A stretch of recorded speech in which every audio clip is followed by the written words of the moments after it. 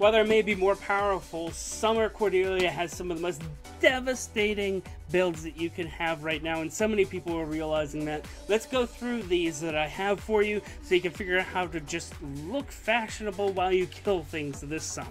Let's get her digits. 38 speed. Well, that's not fast anymore. Isn't that sad? It's wonderful. It is absolutely wonderful. Her attack is garbage. And she has okay bulk. It's not the best. Don't get hit by magic. But when it comes down to it, she's a horse unit, so we're going to benefit from all the horsey buffs. So let's go ahead and move on, see what she swings with. The Shell Lance is pretty nice, giving her the +2 to all of her stats on initiation. And yeah, it's inheritable. If you want to go ahead and do that, you can go ahead and do that. Otherwise, she has Harsh Command. Really hurts my feelings quite a lot.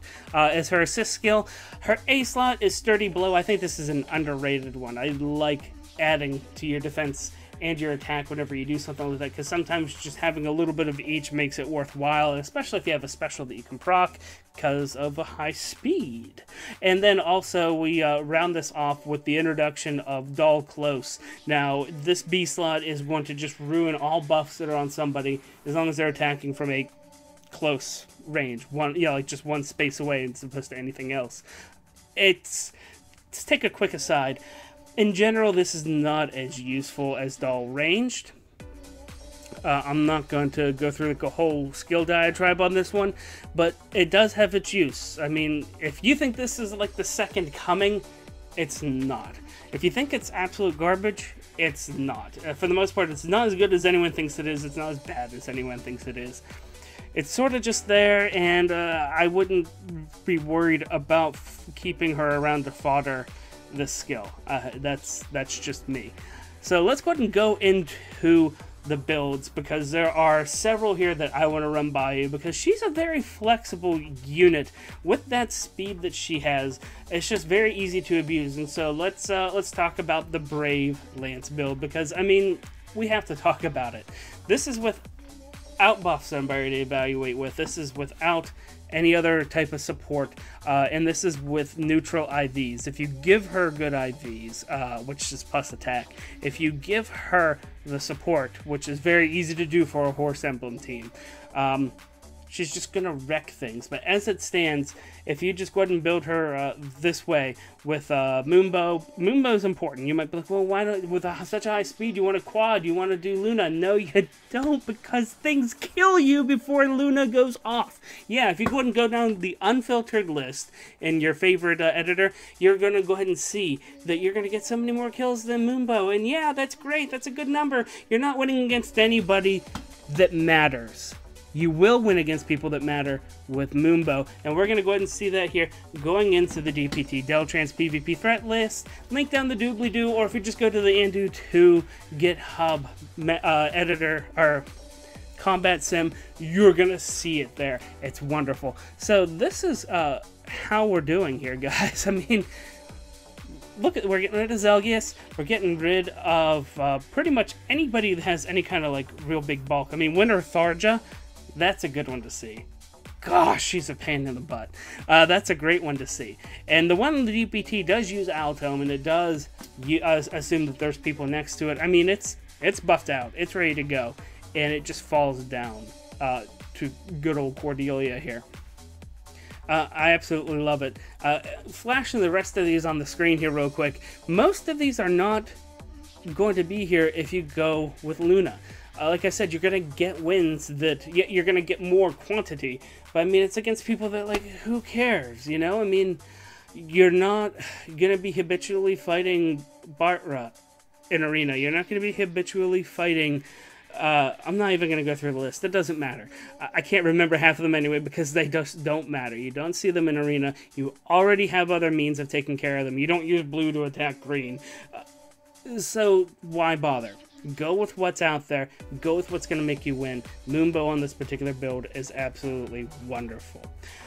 Let's go ahead and go into the next one here. Now, I evaluated pretty much every spear that was out there, and she does okay with all of them.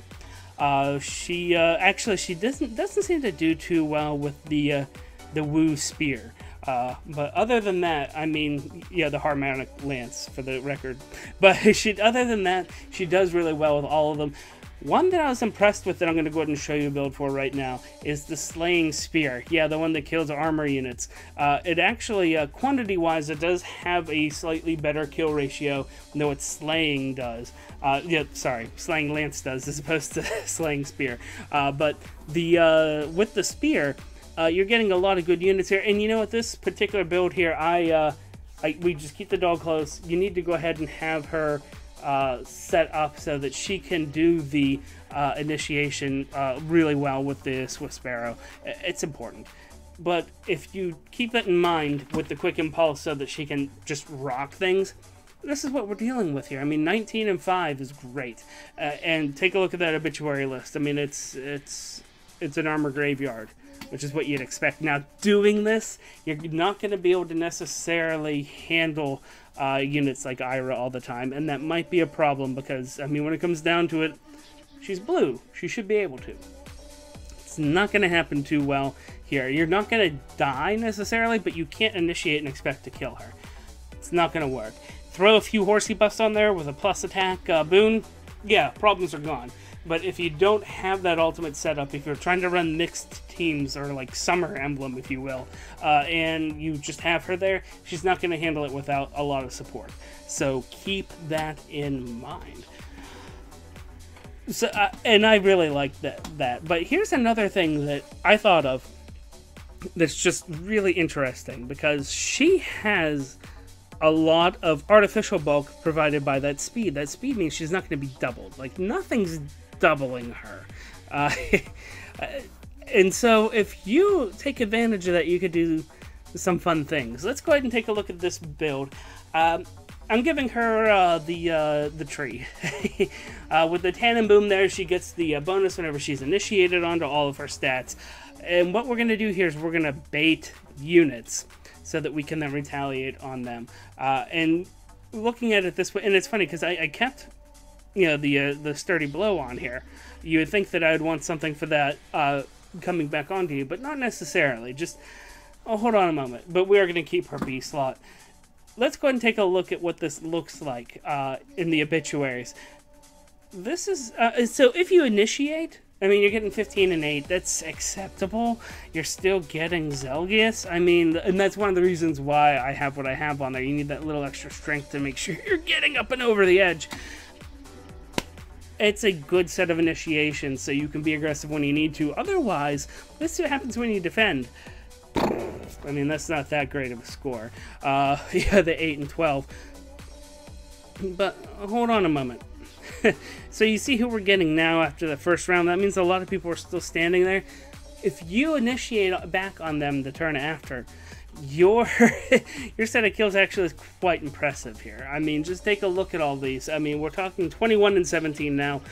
With that particular set of kills, you have an ability to just block all kinds of things that come at you, and then you can retaliate as you see fit, or you could just go off and kill somebody else. I mean, you won't be able to necessarily kill a Zelgius because you can't. I mean, Black Luna is going to bring you all the way down to like really close to death. So I mean, if you're off a few hit points, it's not going to work. But if you do bait somebody and then kill everybody, I mean, you can kill a lot of people with this. You're not killing green, but you don't need to kill green. That's not what you do normally. So I think this is something unique that you can go and try. If you want to go ahead and have something really unique, go ahead and throw the tree on her. She's going to use it super well. So that's what I have for you for Cordelia. Let me know down in the comments. Are you excited? Did you get one of these, or are you still waiting? I'm sitting on a minus speed one, so, you know, not bitter at all. Otherwise, let me know how things are going for you in summons in general, but specifically with Cordelia. And do me a favor, if you like your Fire Emblem information hot and fresh like Grandma's cookies, hit that subscribe button. My name is Deltran. Thank you guys so much. I greatly appreciate all of you. And until next time, take it easy.